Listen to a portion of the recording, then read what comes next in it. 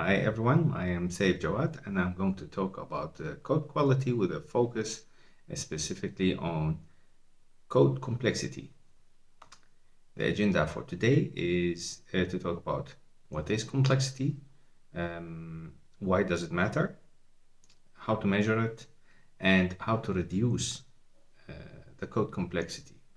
And we'll do this after some explaining with a live demo, zooming in only on one straightforward practice of reducing code complexity, which is the reducing code complexity by displacement of code. So let's get to it. What is it? There are different types of definitions for code complexity, and one of the first ones was McCabe's cyclomatic code complexity, and it basically measures how difficult is a piece of code, a block of code to test, expressed by a number. So you can measure it, you can calculate it. It's quite straightforward. The other type came in later in the years because only the McCabe's cyclomatic complexity measurement focuses on the number of branches and decisions and iterations that the code goes through. So it calculates how many branches and paths a code uses, but sometimes the reader does not consider a piece of code complex. So they try to focus with another measurement, which is the cognitive complexity, on how difficult is it to read. So this is a different measurement, and I will talk about it later as well. It's really more about the readability, and they use a different method for reading that, so more on that later. And of course, we have another measurement, which are the people that are writing the code, reading the code, colleagues, peers, anybody on the street, basically. And they express the code complexity as, I feel it is complex. I think it is complex. In my opinion, it is complex. In my experience, this could be complex. My hair is standing on the back of my neck from this code, swearing, and other personal, unquantifiable expressions of complexity that people express. I'm not going to go into that because I don't know how. So why does code complexity even matters? So I met this colleague and he was telling me code complexity doesn't matter. If I can dig into it and I can change it, it's fine. But here's the clue. Complex code comes at a high overall cost. Reading and understanding cost more effort in the case of complex code, because it's not only you, the person that who wrote it, that has to deal with it, but we live in a world where code is being written and adjusted and maintained by multiple people. So this will cost them also more time, and that will accumulate. Changing the code will cost also time, because the more complex code is, the more time it will take to analyze it, read it, find out where you want to introduce the change, and hopefully change it after that. And then there is the point of we don't do things alone, so somebody's going to peer review it to see if the change that you have made after you have done it in the complex code, so it will take them time as well. That's a thing that's going to cost also more time and effort and money. Testing the code, any good code, by today's standards and measurements, and the ISO 25010 will tell you also that code quality matters. Will tell you also that there's a certain well, they are a bit vague on how much coverage there is, but they say if the code is complex, that will affect the test coverage ease, and also cost more time and effort. And actually, the cyclomatic complexity gives you a very good insight into how many branches and how many decisions, how complex your code is, and how much effort it will take to test it. Also, complex code is more prone to bugs and errors, and it's not easy to fix those errors, because the complexer the code, the bigger the chance is that if you change something, that you break something else, which time, money, effort, even your company's image if it's introducing the software. And also it encourages duplicate code. So if I need to introduce a new feature, and part of it is in that big complex part of the code, the chances are I'm going to write it from scratch because of whatever time constraints, because other people's managers do not understand why you need to make the code more beautiful, because it already works. So you end up writing even more code, which leaves the complex code untouched, or maybe with duplicate code, which makes it harder to maintain. So yeah, time is money. That's why complexity will cost you money. In the long run, certainly. In the short run, maybe if you are just starting with a greenfield project, then that won't be an issue. But certainly, after a while, you surely will have the problem of time, effort, and money, and annoyance.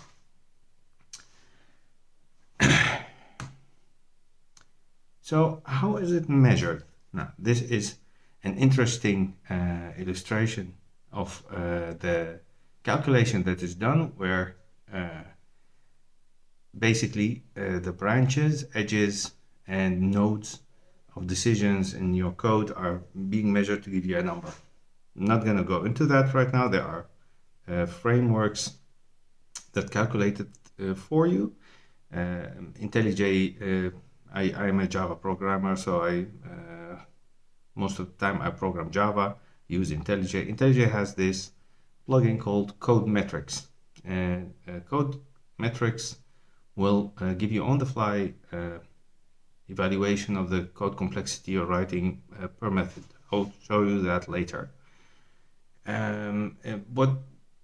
What is interesting about it, it will show you directly the number. So if you have a certain, okay, I don't want my code to be complexer than 10 points, for example, then it will give you that, and you can keep that in mind and manage your code accordingly as you write it, instead of waiting for it until it goes to, for example, SonarQube with its quality gates that will block your build and tell you, okay, now your code is not up to standards, please reduce your code complexity. So what it does, it measures how difficult your code will be to test. That's the number that you will get from the code complexity measurement of the cyclomatic code complexity. Going forward, the other measurement is the cognitive complexity measurement. So the cognitive complexity measurement focuses more on how easy your code is to read. So it might be complex, but it may be also readable. I will show you an example on the screen. It will show you that if you go in a flow from up till down without too many decision breaking, nesting, for loops, etc., it is considered easier to read, because you're going like step, step, step, step, step, and step, done. Whilst in this is the example on the left. So it is the cognitive complexity will be lower. On the left side, it will still be readable. On the right, but it will be prone to errors. The more code that you write, the more you have to test and cover. But it will be readable. For the human eye, it will be easy to read. On the right side, though, it will be less prone to errors because the code will be less. You'll step through the code in 3 lines and you'll be done. So it does not grow as much as the cognitive less complex code, but it will be on the right side. The cyclomatic complexity is a bit higher. So yeah, you have readability versus the cognitive complexity versus the cyclomatic complexity, and I would encourage you to make sure that both are low. So they both serve different purposes when you are writing the code, because other people will read the code, and it would be nice if the code is not as complex as it could be. So yeah, let's measure. If you have feelings and opinions, that's fine, but it's really difficult to quantify in numbers. So when you're explaining it to other people, that would be difficult. So as Edward Deming said, without data, you're just another person with an opinion, and we don't want that. We would like to have concrete numbers. That way you can make quality gates, that way you can have standards, and that's what we're trying to achieve. Best thing you can do is use the tools for measurements that are already there, such as SonarQube or CodeMetrics plugin or CodeMR plugin, but CodeMR is a paid plugin, and you won't need it for just the code complexity. Will be fine with CodeMetrics. So yeah, start measuring your code. Look at how it measures up and how you would like the standards to be. Then you can go to the next. So code complexity you can tackle in many ways, but there are 2 major strategies or tools, if you may, to tackle complexity. I found, and nobody, in the last years, a lot of people had a lot of opinions and a lot of methods, and if you combine them all, then there are 2 clear patterns emerge, or 2 ways. One of them is displacement. So basically you take the complexity from one place, put it in a different place, and the other way is abstraction. So you use code that is already provided by frameworks, or polymorphism to lessen the complexity, or functional programming, or generifying your code, making your code generic so you can reuse it in multiple places and have the complexity in one place instead of 10. Built-in libraries and functions in the programming languages that you use. Today, the thing is, displacement is really straightforward.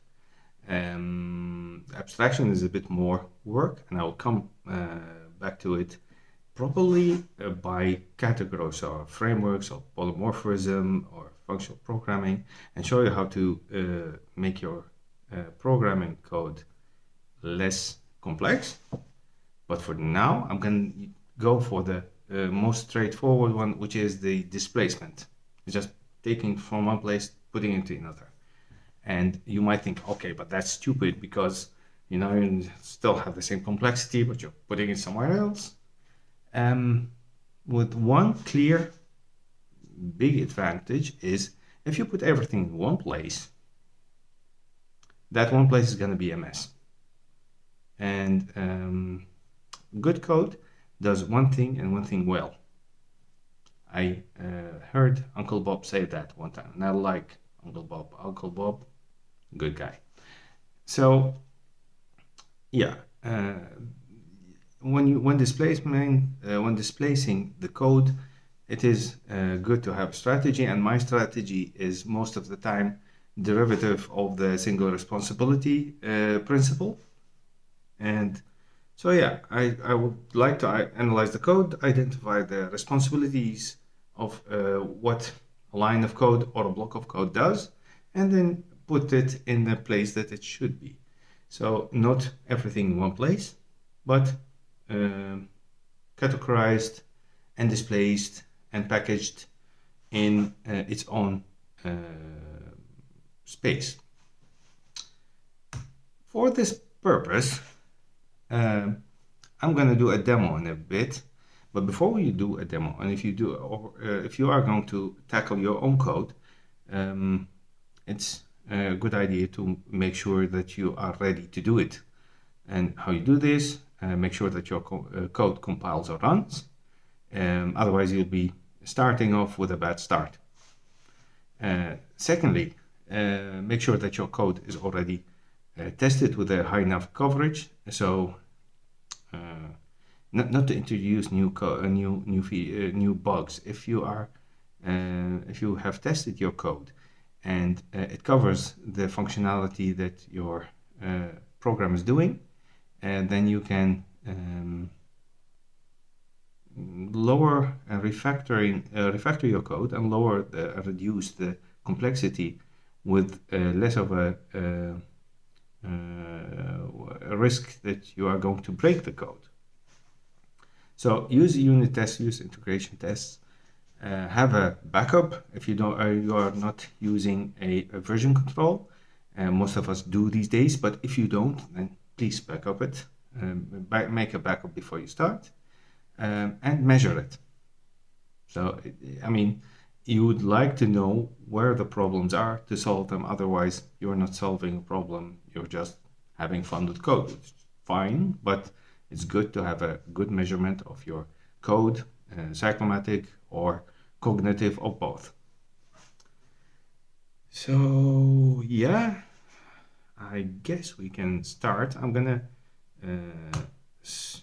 start analyzing and displacing complex code by example in a as I said before, I'm going to use the responsibility displacement strategy. So I'm going to move complexity to methods that have a single responsibility, and move the method to a single responsibility class, classes if needed, and lessen the complexity of the code I'm going to demo. So the live demo is going to be done from code that I have written for the demo purpose, and we'll show you. I will put the link. The link is already in the screen, but probably I'll put it down in the remarks section, and you can click it and go there and do the exercise yourself. So have fun. I'm going to start the demo. So let's go to IntelliJ.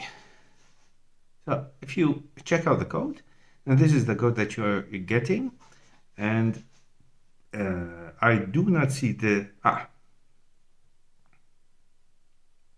let's see. Oh, I do not see the complexity of the class. I think, here it is. All right, so we're starting off with a lot of things happening in one class, which is a problem by itself, but the code metrics plugin is going to tell me, oh, the complexity of this class is 21. You must be kidding. It's funny that way. And the method is 20. So we're going to start analyzing what's happening here, right? I see a big if statement. So here's an if, and there's an else if.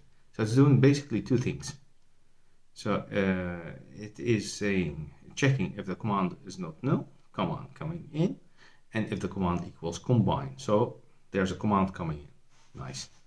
And if the command is coming in, it's not null, and it says combine in this case, then it's going to go ahead and do the next checks, and checks the first argument and the second argument if they are null.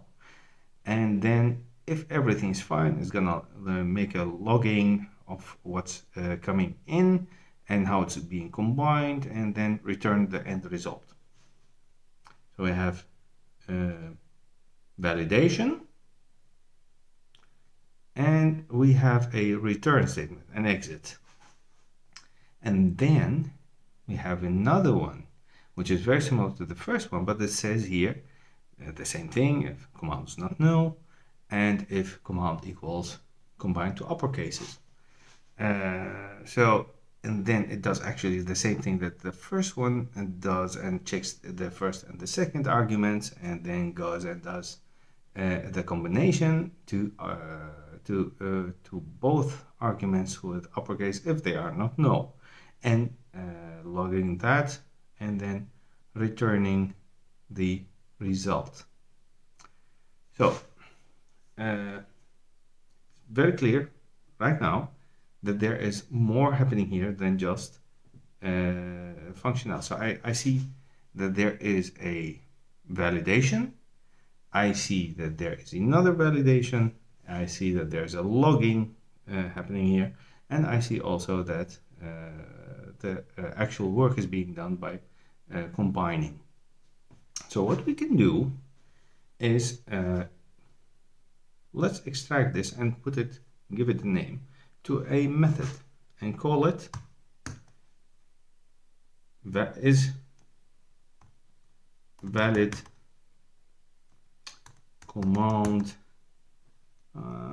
combine command argument. So that's what it's doing. It's checking if it's a combine command and if it's valid. Actually doing two things. I'm going to keep the original signature not to confuse ourselves. And wow, look at this. We already dropped 2 points. Nice. So we're going to go and do the exact same thing to the second one. Second validation of the second if block. So the if else. And extracting a method again. And is valid combine to uppercase command argument, keeping the original signature, and we have dropped down by 2 more points. And then we're gonna look here and see that there is a first and second arguments validation happening as well, and we can extract those as well to a method. So I'm going to do that as well. Displace it, and is valid first and second arguments. No, keeping the original signature. And it found a duplicate code. That's one of the fun things of IntelliJ. Sometimes it's intelligent enough to recognize duplicate code and suggest, okay, you're going to extract a method. Would you like to do that for both? Yeah, sure, do that. So all of them. Great. We have gone down from 20 to 10. But as you have expected, now it is placed here, which is fine. We can do something about that later. But now we can see that having done this, that an if check followed by another if check with only one return is combinable. So let's do that. Let's take these two, combine them together, and do the same here. Let's see these two as well. Right.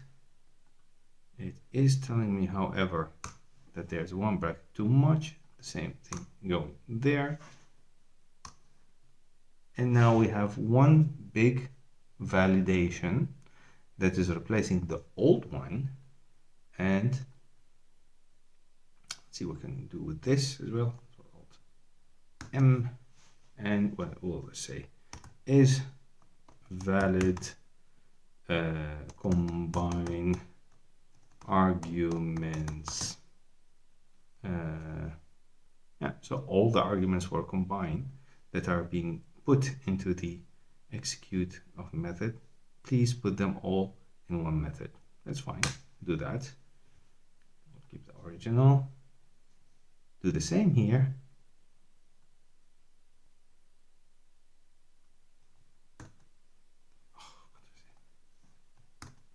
Let's see, is valid combine two uppercase arguments, and keep the original.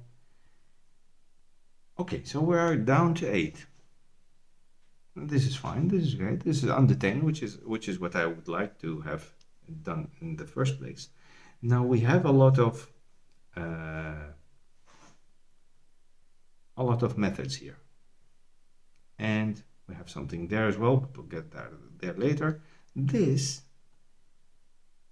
watch this. Everything is called is valid, is valid, is valid. Could it be that this is validation? I think it is. And because it is, I'm going to give it a new package called validation. And I'm going to introduce a new class called arguments validator. Beautiful. So we're going to move all of these to this class.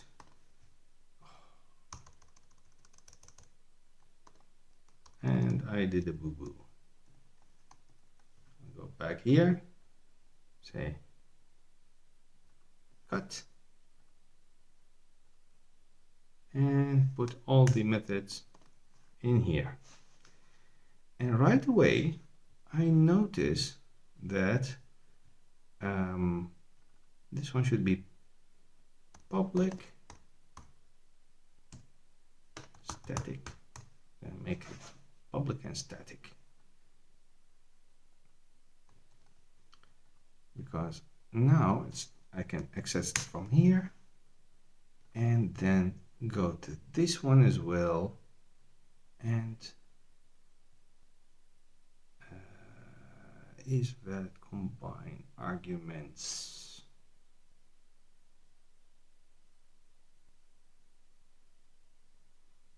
Is this one.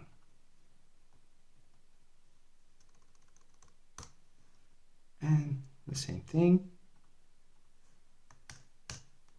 Ooh, too many enters. So we have a class that is now going back from 21 to 9, and a method going from 20 to 8. And a few more problems to solve.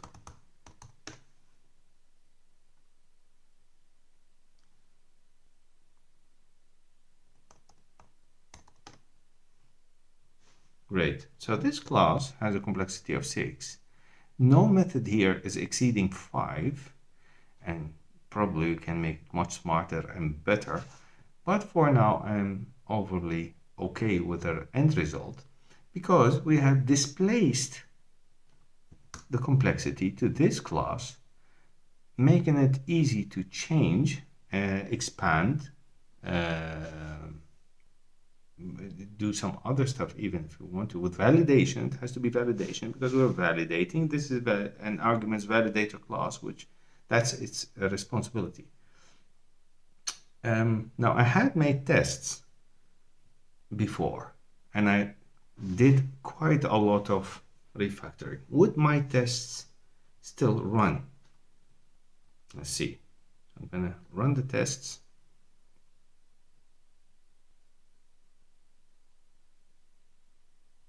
Everything runs. All my test cases are running. It's fantastic. And it is telling me that my code is covered. How much covered? Let's see. Did I say run with coverage or didn't I? Let's see. It is. Well, I do have still 100% coverage, which really did help, because if I had broken something, it would have noticed it right away. But we're not talking about test and test coverage. This is just purely about making things a bit easier to read, easier to debug, and easier to change. Now I can do one more thing, but that would be abstraction. I'm not sure if I'm going to do this, but I'm going to do it anyway. This is the last thing. So let's see. String result is null. And instead of returning, because every return will cost you a point. So let's say result equals the first combination, and here result equals the second combination, and then return result. Look at this, we're down to 6. Nice. So this is the demo. I don't want to keep you all waiting too long, because I was planning only to do 15 minutes, but it's a complex subject, so with the demo as well, it took a bit more. And now we're about like 30 something minutes. Thank you for watching. If you liked the demo, or if you have questions, please let me know. If you like the channel, like the channel. And if you think the information is interesting, or you have a need in other information, I will be more than happy to help. Thank you for your time, and hope that you will see my next video when I make it about abstraction, and I will talk about one of the subjects in the presentation and the previous pages. Thank you and goodbye.